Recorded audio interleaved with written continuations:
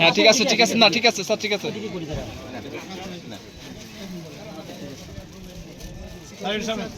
সামনে দিকে দেখেন না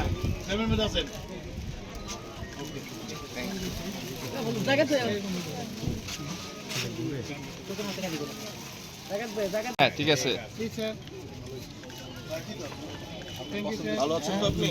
সীমান্তবর্তী এলাকার জনসাধারণ যেন শীতের কষ্ট থেকে একটু লাঘব করতে পারি আমরা, সেই উদ্দেশ্যে আজকে আমরা তাদের যারা কষ্টে আছেন, ঠান্ডায় কষ্ট পাচ্ছেন, তাদের জন্য কম্বল বিতরণ, তাদের সবার সামনে আমি একটা জনসচেতনতামূলক সভার আয়োজন করেছি।